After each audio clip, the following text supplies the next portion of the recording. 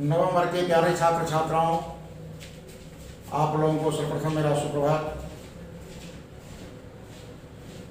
आप लोग अभी घर में रहते हैं। कोरोना वायरस उत्तरोत्तर इस देश में भी अपना प्रभाव फैला रहा है। इस विषम परिस्थिति में हम लोग ऑडियो वीडियो के माध्यम से पठन पाठन का कार्यक्रम शुरू किए हुए हैं। इससे पहले भी मैं आप लोगों को पुस्तक का पाठ पढ़ाया था। चलिए आज मैं आप लोगों को व्याकरण की ओर ले चलूँ। नवम वर्ग के लिए व्याकरण का कोर्स बहुत सीमित है। सबसे पहले नवम वर्ग के छात्र छात्राओं को वर्णों का उच्चारण स्थान पढ़ना है। मैं समझता हूँ सभी बच्चों के पास व्याकरण का बुक होगा। आप लोग व्याकरण के बुक से वर्ण चैप्टर उलटकर वर्णों का उच्चारण स्थान याद कर लेंगे। सेकंड चैप्टर में मैं आपको संधि की ओर आज लिए चलता हूँ। संधि यह व्याकरण का मेरुदंड माना जाता है। सबसे पहले प्रश्न यह उठता है कि संधि किसे कहते हैं। तो मैं आपको बता दूं कि दो वर्णों के मेल से जो विकार उत्पन्न होता है उसे संधि कहते हैं। फिर से सुन लेंगे, दो वर्णों के मेल से जो विकार उत्पन्न होता है उसे संधि कहते हैं। पुस्तक में भी संधि की परिभाषा दी गई है, आप उससे भी अध्ययन कर सकते हैं। लेकिन किताबी ज्ञान कुछ और होता है, प्राय बच्चे उसे समझ नहीं पाते हैं। इसलिए मैं आपको बहुत सरल शब्दों में सरल भाषा का प्रयोग करके समझाने का प्रयास कर रहा हूँ। विश्वास है कि आप निश्चित रूप से समझेंगे। दो वर्णों के मेल से जो विकार उत्पन्न होता है उसे संधि कहते हैं। आप कॉपी में इसे लिख लेंगे सुन करके। जैसे मैं यहाँ लिखा हूँ, देव जोर आनंद बराबर देवानंद। देव जोर आनंद बराबर देवानंद, यह संधि का उदाहरण है। अब इसमें विकार कैसे उत्पन्न हुआ, इसको हम कैसे समझेंगे, इसका मैं एक सरल तरकीब बताता हूँ। पहला खंड के अंतिम अक्षर को देखेंगे। यह शब्द है देव। देव का अंतिम अक्षर है व। व को थोड़ा जोर से बोलेंगे, व अंत में सुनाई पड़ता है अ। तो पहला खंड के अंतिम अक्षर में जो स्वर छिपा हो वह उसका विकार होता है, यानी अ जोड़ दूसरा खंड के शुरू वाले अक्षर को देखना है। दूसरा खंड के शुरू वाले अक्षर को देखना है जिसमें है आ। आनंद का पहला अक्षर आ। ए अ और आ, ये दोनों को जब मिलाते हैं तो बनता है आ। यही आ कहलाएगा विकार और यही संधि है। दूसरा उदाहरण है चंद्र जोर उदय बराबर चंद्रोदय। चंद्र जोर उदय बराबर चंद्रोदय। चंद्र अंतिम अक्षर इसका द्र जिसमें अ छिपा हुआ है, और उदय का पहला अक्षर है उ। अ जोर उ, ये दोनों को जब मिला देते हैं तो बनता है ओ। आगे चलकर हम लोग संधि के नियमों में इसको पढ़ेंगे। अब आइए, आप सुनते होंगे संधि विच्छेद। प्राय बच्चे ये समझ नहीं पाते हैं कि संधि विच्छेद में कोई अंतर है या दोनों एक ही है, लेकिन अंतर है। अभी मैं आप लोगों को संधि समझाया। विच्छेद की परिभाषा है कि संधि के नियमानुसार किसी भी शब्द को दो या दो से अधिक भागों में तोड़ना विच्छेद कहलाता है। संधि के नियमानुसार किसी भी शब्द को दो या दो से अधिक भागों में तोड़ना विच्छेद कहलाता है। इसका उदाहरण है दावानल। दावानल का जब हम विच्छेद करेंगे, संधि विच्छेद करेंगे तो बनेगा दाब जोड़ अनल। दाब जोड़ अनल। जब भी हम किसी शब्द का संधि विच्छेद करते हैं, उसमें जितने भागों में उसे तोड़ते हैं, सबका कुछ ना कुछ मीनिंग होना चाहिए, अर्थ निकलना चाहिए। किसी भी शब्द को संधि के नियमानुसार तोड़ने का नियम होता है, बिना नियम के वो टूटता नहीं। यदि तोड़ेंगे तो गलतियां हो जाएगी। दावा अनल, दाव जोड़ अनल। यहाँ दावा, वा में आ छिपा हुआ है। आ जो है वह अ प्लस अ के मिलने से बना है। यहाँ दाव, दाव माने होता है जंगल और अनल माने आग। जंगल में लगने वाली आग को दावानल कहा जाता है।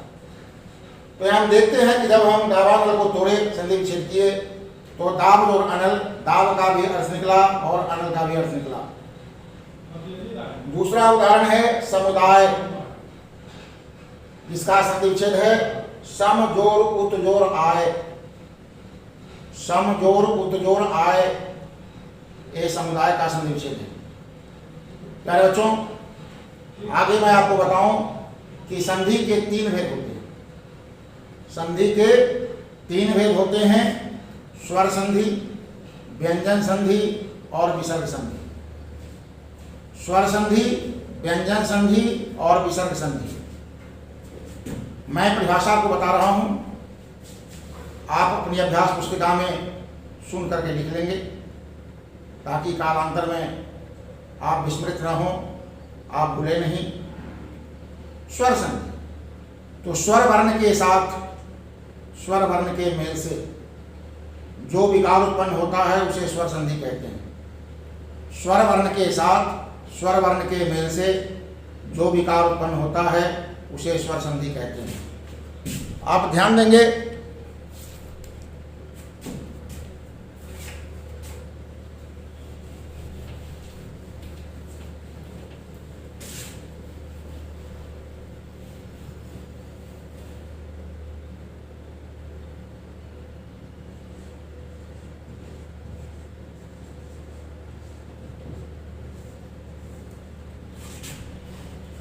मैं अभी बताया स्वर वर्ण के साथ, स्वर वर्ण के मेल से जो विकार उत्पन्न होता है उसे स्वर संधि कहते हैं।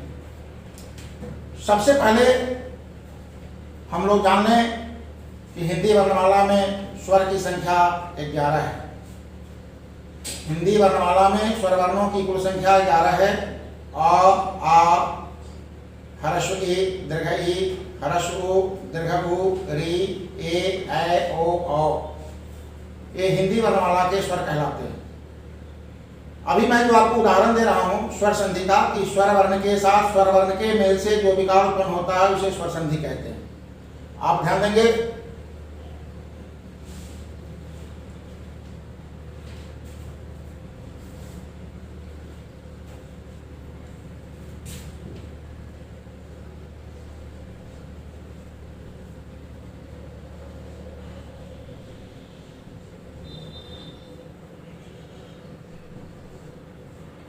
परम जोर उदार बराबर परमोदार।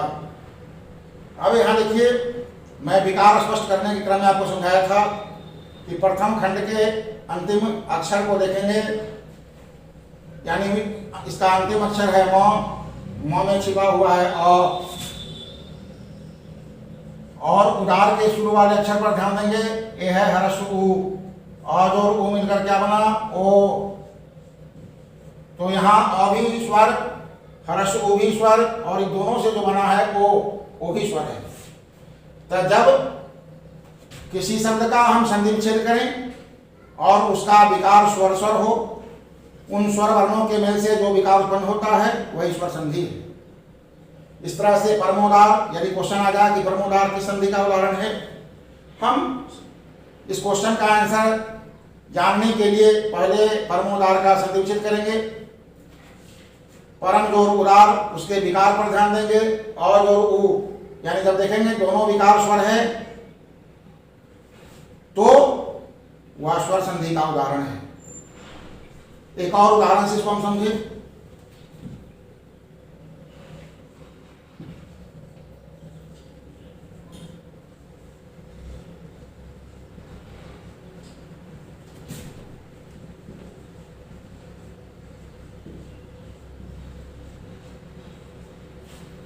देव जोर आत्मा बराबर देवात्मा। अब यहाँ देव का अंतिम अक्षर हुआ है, हुआ में छिपा हुआ है अ, और आत्मा के शुरू में है आ। अ और आ ये दोनों मिलकर बना आ। यहाँ अ भी स्वर आ भी स्वर, इसलिए ये दोनों से जो आ बना यह स्वर संधि का उदाहरण हुआ, अर्थात देवात्मा स्वर संधि का उदाहरण है। ठीक है। अब आइए, संधि का दूसरा भेद है व्यंजन संधि। इसको हम इस तरह परिभाषित कर सकते हैं कि व्यंजन वर्ण के साथ स्वर या व्यंजन के मेल से जो विकार उत्पन्न होता है उसे व्यंजन संधि कहते हैं। व्यंजन वर्ण के साथ स्वर या व्यंजन के मेल से जो विकार उत्पन्न होता है उसे व्यंजन संधि कहते हैं। आप इसे लिख लें। मैं इसको समझाता हूं उदाहरण के साथ कि कोई भी शब्द व्यंजन संधि का उदाहरण कैसे बनेगा। ध्यान देंगे।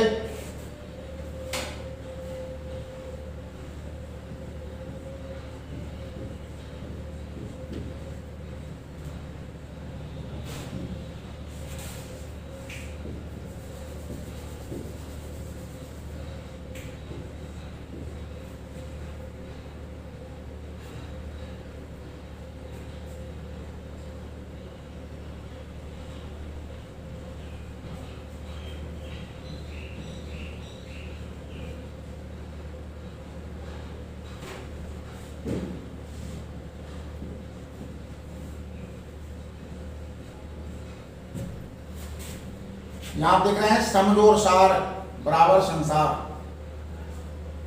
प्रश्न उठता है कि यह व्यंजन संधि का उदाहरण कैसे। तो जब हम पहला खंड के अंतिम अक्षर के नीचे हलंत लिख लें, पहला खंड के अंतिम अक्षर के नीचे हलंत लिख लें, तुरंत समझ जाएं कि इसमें जो स्वर छिपा हुआ है वह नहीं है, वह लुप्त है।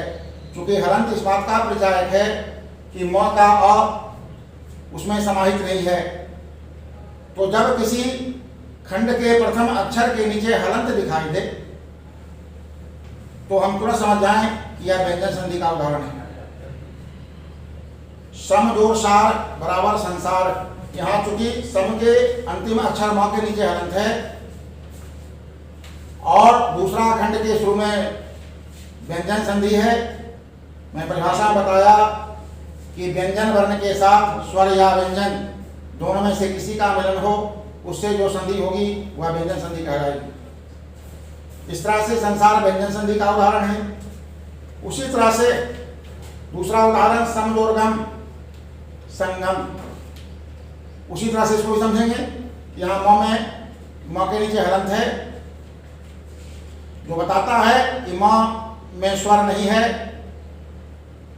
और गम के शुरू में ग व्यंजन है। इस तरह से व्यंजन के साथ व्यंजन मिल रहा है।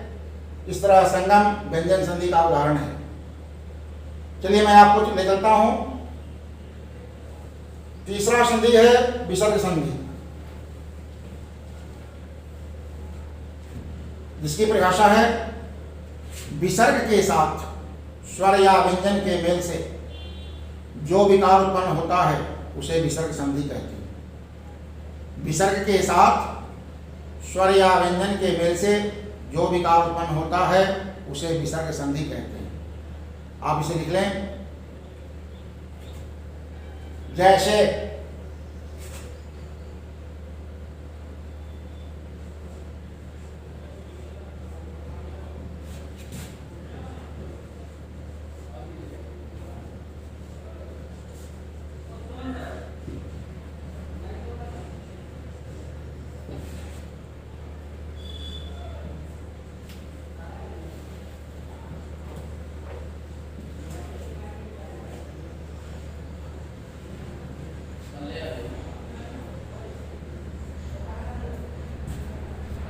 आप यहां देख रहे हैं सरह जोरवर, सरह जोरवर बराबर सरोवर। सरह जोरवर बराबर सरोवर। यहाँ र के सामने आपको विसर्ग दिखाई दे रहा है। मैं अभी परिभाषा बताया कि विसर्ग के साथ स्वर या व्यंजन के मेल से जो विकार उत्पन्न होता है उसे विसर्ग संधि कहते हैं। तो यहाँ विसर्ग के साथ व्यंजन व का मिलन हो रहा है। इस तरह से सरोवर व्यंजन संधि का उदाहरण है। पयः जोधर बराबर पयोधर, यहाँ य के सामने हम विसर्ग देख रहे हैं और धर के प्रारंभ में ध है। इस तरह से विसर्ग का संयोग हो रहा है ध से। इस तरह से पयोधर भी व्यंजन संधि का उदाहरण है। तो अभी मैं आपको बताया संधि किसे कहते हैं, विच्छेद किसे कहते हैं, संधि कितने प्रकार के होते हैं, इस सब को मैं परिभाषित उदाहरण से किया हूँ। विश्वास है कि आप निश्चित रूप से समझ गए होंगे। आगे मैं बताऊंगा कि स्वर संधि के 5 भेद होते हैं। ये हम लोग अगले बार पढ़ेंगे। धन्यवाद।